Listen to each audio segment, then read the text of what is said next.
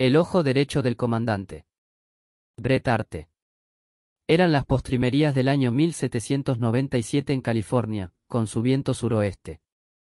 La pequeña bahía de San Carlos, aunque abrigada por los cabos de la bendita Trinidad, estaba áspera y turbulenta. La espuma se adhería temblorosa al muro del jardín de la misión que miraba al mar y las partículas de arena y de espuma flotaban en el aire. El señor comandante Hermenegildo Salvatierra miraba desde la profunda ventana contronera del cuerpo de guardia del presidio, y sintió que el aliento salobre del mar le azotaba las enjutas mejillas. El comandante, como ya he dicho, miraba pensativo desde la ventana del cuerpo de guardia. Seguramente pasaba revista a los sucesos del año que estaba por terminar. Pero, lo mismo que la guarnición del presidio, era poco lo que había que revistar. Aquel año, como los precedentes, había sido escaso en acontecimientos. Los días se habían deslizado en una deliciosa monotonía de sencillos deberes, no interrumpidos por incidente alguno. Las regulares fiestas periódicas, los días santos, el correo semestral de San Diego, el raro buque transporte y el más raro buque extranjero, eran detalles sin importancia en su vida patriarcal. Y si no había ninguna hazaña que registrar, tampoco había, ciertamente, ningún fracaso. Abundantes cosechas e industria paciente cubrían ampliamente las necesidades del presidio y de la misión. Aislados de la familia de las naciones, las guerras que conmovían al mundo no tenían para ellos tanta importancia como el último temblor de tierra. La lucha que emancipaba a las colonias sus hermanas al otro lado del continente no ejercían sobre ellos la menor sugestión. En fin, era aquel glorioso estío indio de la historia de California, envuelto en poética niebla, aquel blando e indolente otoño del Imperio Español, que pronto sería seguido por las invernales tormentas de la independencia de México y la reviviente primavera de la conquista americana. El comandante se retiró de la ventana y se dirigió al fuego, que ardía esplendoroso en lo profundo, como un horno.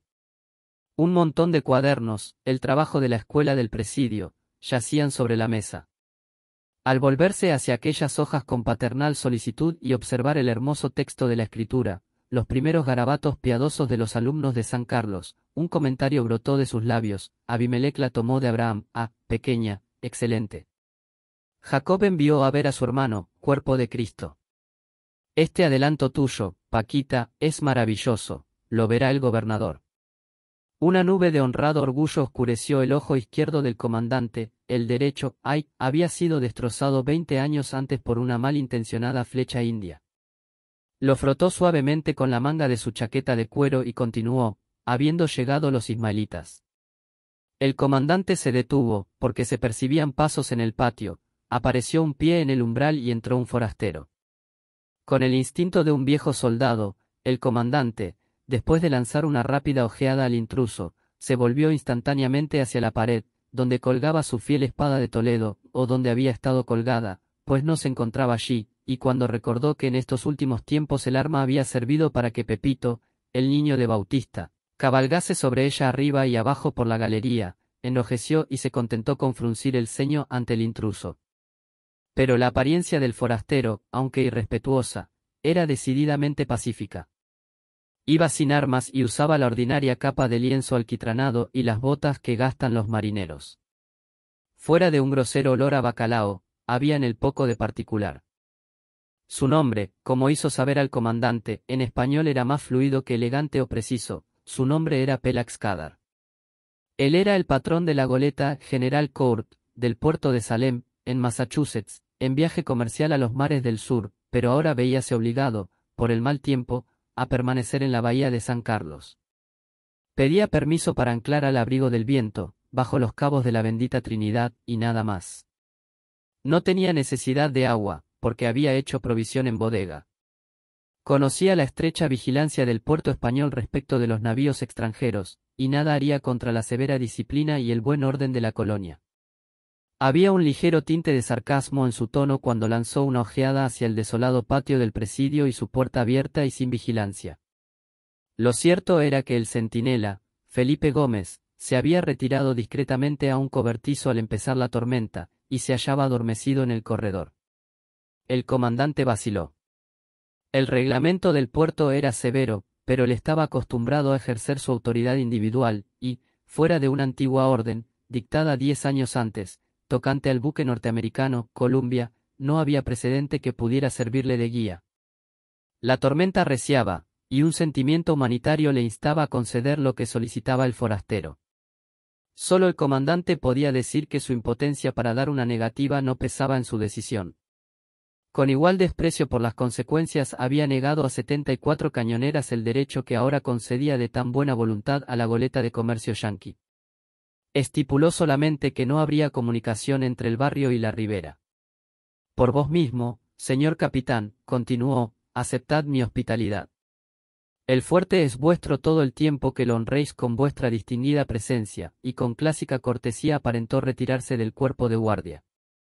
Pelag Skadar sonrió al pensar en el desmantelado fuerte, en sus 2 mohosos cañones, fundidos en Manila hacía 100 años, y en su insignificante guarnición.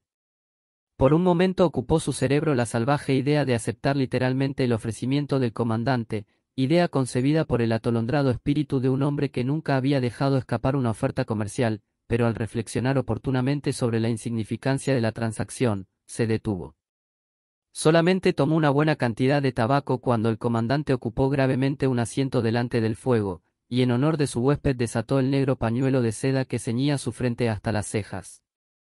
Lo que pasó aquella noche entre Salvatierra y su huésped no debería ser relatado por un serio cronista de los puntos salientes de tal historia. He dicho que Pelag Skadar era un conversador fluido, y bajo la influencia de las diversas bebidas con que le obsequió su anfitrión se sintió todavía más locuaz. Y pensad en lo que puede hablar un hombre de 20 años.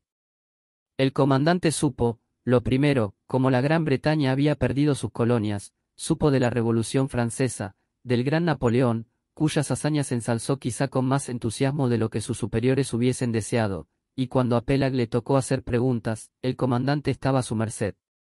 Gradualmente se hizo amo de la conversación, y habló de la misión y del presidio, de las crónicas de la época pastoril, de la conversión de los infieles, de las escuelas del presidio, y hasta preguntó al comandante cómo había perdido el ojo que le faltaba. Se dice que, en este punto de la conversación, Pelag exhibió diversas alhajas, fruslerías y frivolidades de nueva invención, y aún hizo aceptar a la fuerza algunas de ellas al comandante. Y se añade que, bajo la maligna influencia de Pelag y de varios vasos de aguardiente, el comandante perdió algún tanto su decoro y se condujo de modo poco conveniente a una persona de su posición, recitando elevadas poesías españolas y aun declamando con delgada y aguda voz diversos madrigales y canzonetas paganas de asunto amoroso, principalmente concernientes al alma del comandante. Estos detalles, quizás indignos de ser notados por un cronista serio, deben ser recibidos con gran discreción, pues se incluyen aquí solo como un rumor. En todo caso, se ha desmentido que el comandante tomase un pañuelo y mostrase a su huésped los misterios del Sembicuaca, haciendo cabriolas ágilmente, pero de modo indecoroso, por la habitación.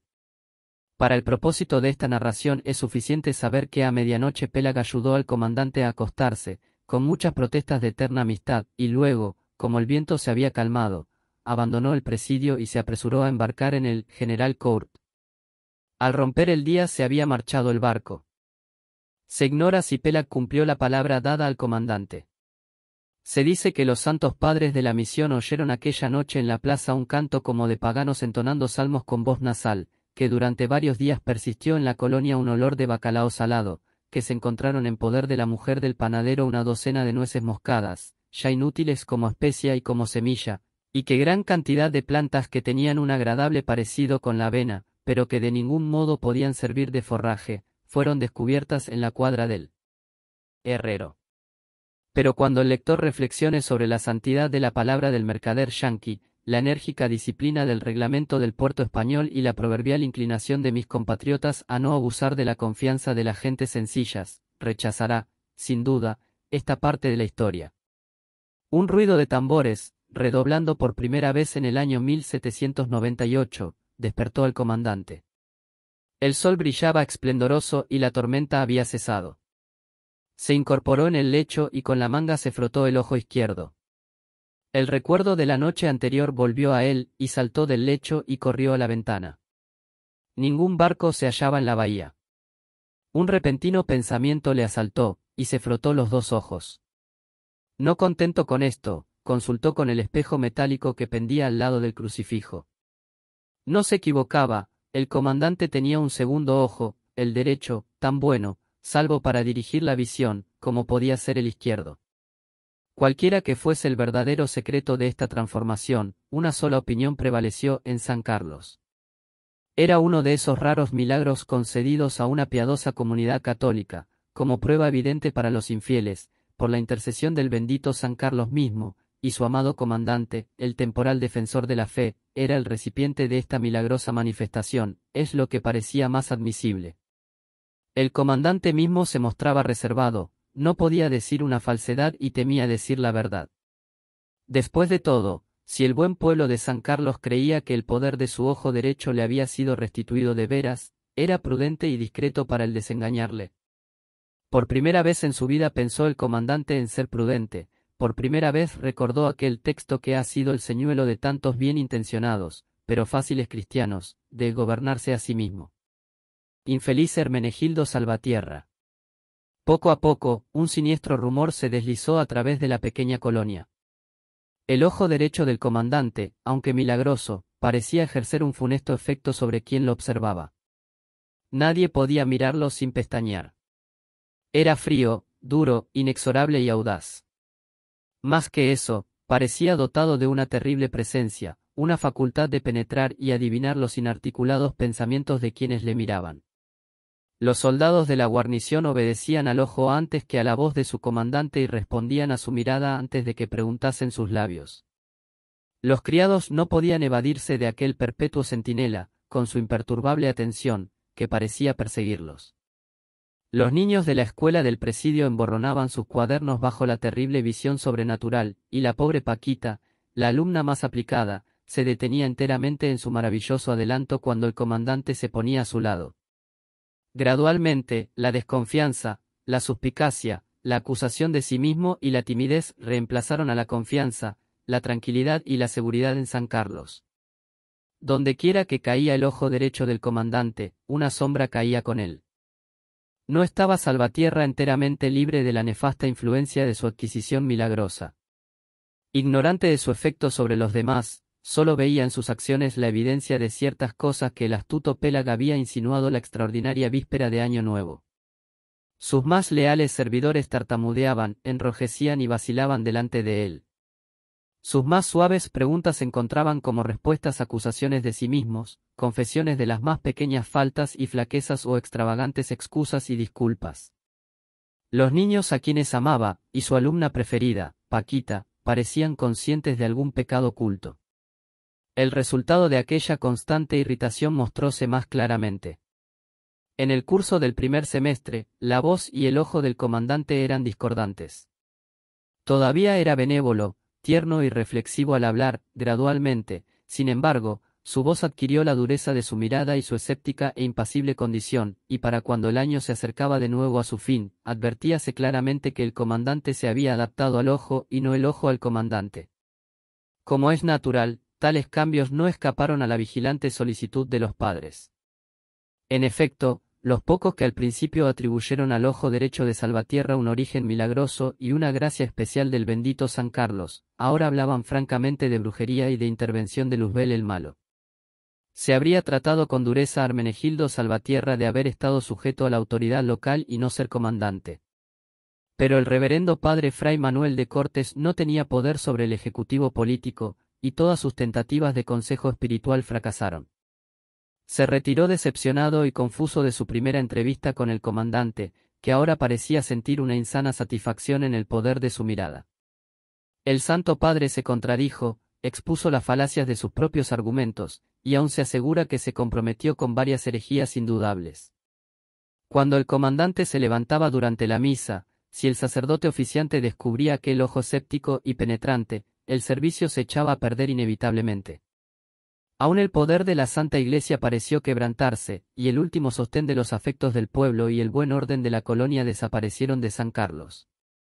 Cuando pasó el largo y ardiente estío, las colinas que rodeaban los blancos muros del presidio tomaron un matiz más y más parecido a la chaqueta de cuero del comandante, y la naturaleza misma parecía haber adquirido su seca y dura mirada feroz. La tierra se había resquebrajado de tal modo, que se la hubiese creído sedienta. El tizón habíase apoderado de huertos y viñedos, y la lluvia se retardaba largamente, a pesar de las fervorosas imploraciones, no llegaba nunca. El cielo estaba tan enjuto como el ojo derecho del comandante. A sus oídos llegaron rumores de descontento, de insubordinación y de intrigas entre los indios. Él se limitó a apretar los dientes, ajustar el nudo de su negro pañuelo de seda y lanzar una mirada a su espada de Toledo. El 31 de diciembre del año 1798 halló al comandante, a la hora de la oración vespertina, solo y sentado en el cuerpo de guardia. Ya no prestaba atención a los servicios de la Santa Iglesia, a veces se retiraba a un solitario lugar, donde pasaba el intervalo en meditación silenciosa. El resplandor del fuego jugueteaba en las vigas, pero dejaba la encorvada figura de Salvatierra en la oscuridad. Estando así sentado sintió que una manecita le tocaba un brazo, y al bajar la vista vio la figura de Paquita, la pequeña discípula india, junto a sus rodillas. «Ah, pequeñita», dijo el comandante con algo de su antigua ternura y usando uno de los habituales diminutivos de su lengua nativa. «Querida, ¿qué haces aquí? No me tienes miedo, cuando todos huyen de mí me temen».